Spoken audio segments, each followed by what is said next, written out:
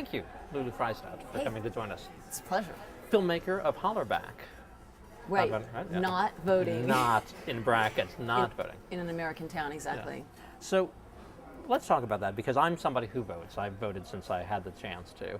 And certainly there are a lot of people out there who think that folks who don't vote are either lazy, stupid, or convicts. Is that the case? I don't think that people, for the most part, are uninformed or stupid. I think that they are smart enough to know the big picture, which is that there's a lot of things going on besides their vote in terms of what affects policy. People want to believe in their community and their government. They do? I think do. You Oh, see around the world. People have a natural desire to have a meaningful democracy and a meaning relationship with the people who govern their communities, and to feel like their vision is being communicated within their community. I think that's one of the main things that I'm trying to communicate with the film, is don't just like say these people who aren't voting are like stupid or lazy. They see what's going on. They're smart. Oh, I don't think they're stupid. And if the last 8 years proves anything, I think the people who vote might be stupid. But that's that's my own personal issue. Right. But you talk about, the people who don't vote are practically in the majority in this country. They are in the majority of elections. That's right. And if America is number one in most things, we're number one in seeming election apathy, though. But how does that jibe with people caring about their communities but not getting out there? People feel powerless. And this is what I hear from people over and over again. When I talk to people who don't vote, they feel powerless and frustrated. And they have a lot going on. People are very busy, and there is no point in them taking time out of their day to make an effort to stay informed, to go to the polls, if what they feel ultimately they are engaging in is a facade. And that in fact, it is not the votes that determine the outcome of policy decisions. It is major financial contributions, deals that are done behind the scenes, voting equipment that is rigged or malfunctioned, all of these very powerful forces that are in play, corporations that have high stakes in this process that are making a lot of these policy decisions. And people aren't stupid. This idea that people who don't vote are stupid is so inaccurate. What's interesting is that across the board, everybody acknowledges that the system is a mess. Even people who are activists and vote every election will often say, yes, the whole system is messed up. The public loves American Idol, and they can certainly turn out and vote for that. 97 million people voted in American Idol. And how many people voted in the presidential election of 2004? It's about 120 million. Not much more. Not much more. Although they can vote twice in American Idol, right. So you don't know, that's not necessarily 97 million people, but yeah, but still, people have more faith in that solution, that outcome, than in the presidential election. Well, there isn't any indication that that system is rigged in any way. Right. As far as I can tell, people have confidence that their votes are being counted accurately. Right. Well, if they can count the there votes... are multiple votes. There are multiple votes are being counted accurately. If we can accurately count the votes for American Idol, I don't know why we can't accurately count the votes for our elected officials. But I think what you can see there is that when the process has meaning to people, which that process does, people care about who wins American Idol, and when they feel that the process is legitimate, they do participate. If we could replicate that system in our elections, we could get more people participating. All right.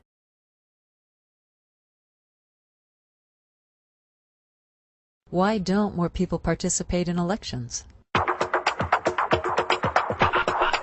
don't think they're running for office and trying to be a president because they want to do better for this country or for the people. They do it because of money and power. It's greed. They out to help themselves first. It's understandable that people are alienated. They don't have sufficient cash to get in the conversation. And unfortunately, that kind of political alienation leads to a kind of political despair. Who even knows if our votes are even counted?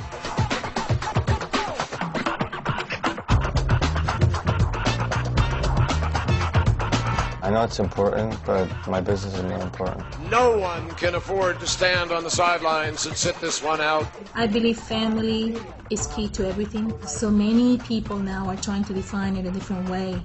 Abortion, gay rights, the environment, jobs, the war in Iraq. I just felt like I really needed to do something. They've been working Anywhere from 15 to 19 hours a day, 7 days a week. Are you registered to vote? No. The machine broke. They're not redirecting them, they're just sending them away saying that they can't vote. I was told that I have to vote at the church. We did not have her name in any of our books. It's no longer appropriate for the parties to be running our elections. There's so much corruption. You can hack the paper trails as easily as you can the internal numbers. Republicans say that some machines in the city already had votes on them before the polls opened. There is fraud. In the last 3 to 4 elections, how many times have you voted? I voted twice. On the same day? Yes. Everything in your life deals with politics in one way, shape, or form. You know, like your air, water. And it's not just voting. Think about what kind of world you want to live in.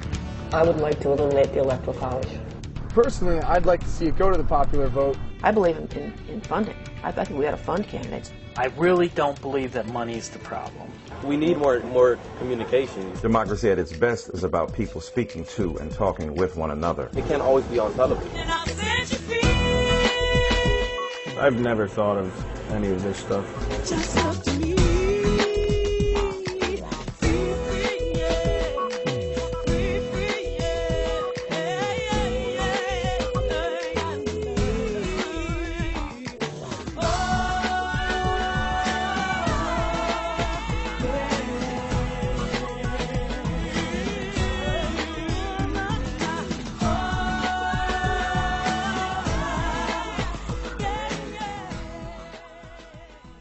So if you had one word of advice to give the non-voters out there, what would it be? Come and see the film, because I think that there's something really meaningful about seeing that other people feel the same way as you.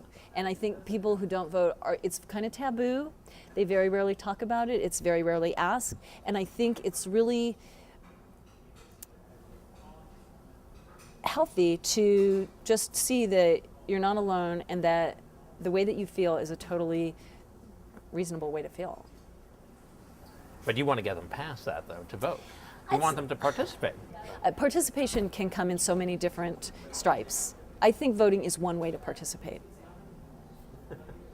But not the only way. It is absolutely, and not even necessarily the most important way. But wouldn't you like to see our percentage up there with... I would like to see us at 94%. Yes, yes. Like Australia. Because that's the most depressing part of the movie, is like watching those numbers go, like, oh my goodness. Right, yeah, we're even with Iran right now. We're at 61%, Iran's at 60%. Yeah, we can do better. I think we can. We can. It seems a little more receptive to voting here. What I think we have to do is really start to fix these problems within our elections, and once we do that, people will begin to have faith and they will come back and start to participate.